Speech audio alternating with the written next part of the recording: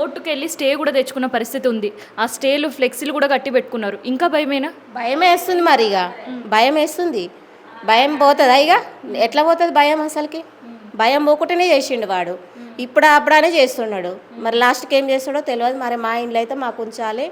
మేము ఇంత కష్టపడి కొట్టుకున్నాం. మేము ఇల్లు పోగొట్టుకోవాలంటే ఎట్లా పోగొట్టుకుంటాం చెప్పండి? ఒక 10 రూపాయలు పోతేనే 10 రూపాయలు పోయి 10 రూపాయలు పోయి అని మనసు బాధ అనిపిస్తుంది. 40 లక్షలు ఇల్లు పోతుందంటే ఎంత కలకల ఉంటుంది.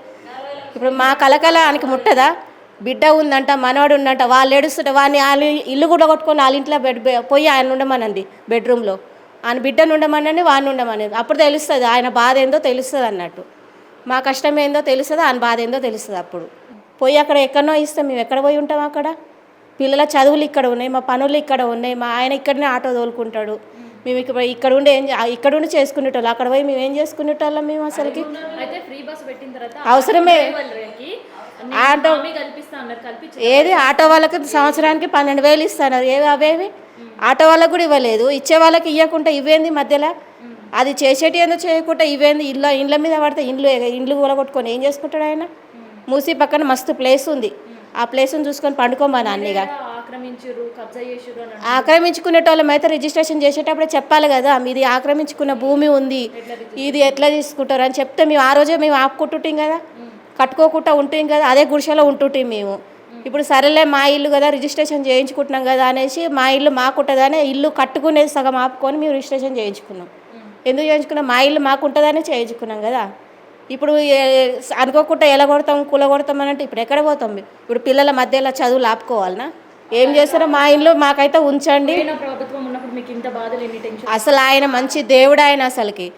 ఆయన అసలు ఎంత మంచిగా చేసిండు అంత మంచిగా చేసిండు మాకు. ఆయన చూసిండు కదా, చూసే మాకు ట్రాక్ వేసిండు. అక్కడ ట్రాక్ ఏమిటికి వేసిండు? ఆయన ఇక్కడ మంచిగా ఉందనే వేసిండు. ట్రాక్ వేసిండు మాకు. ఆయన చూసుకొని మా ప్లేసులు మాకు వదిలేసి ఆయన ట్రాక్ వేసిండు.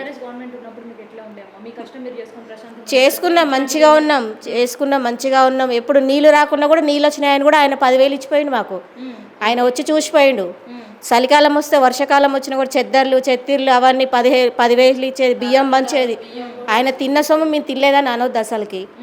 ప్రతిసారి కూడా ఆయన చూసుకొని కూడా వార్డు నెంబర్లు కూడా వచ్చి అదొకటి ఇచ్చేవాళ్ళు.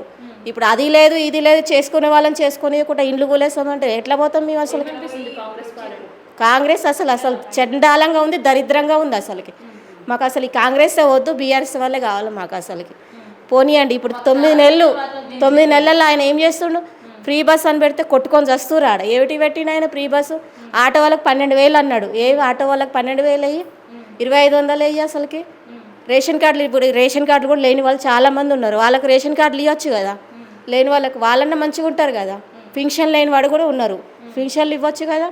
ఇవన్నీ వదిలేసుకొని ఇండ్ల మీద పడితే ఇండ్లు కూలగొట్టుకొని ఏం చేసుకుంటాడు ఆయన?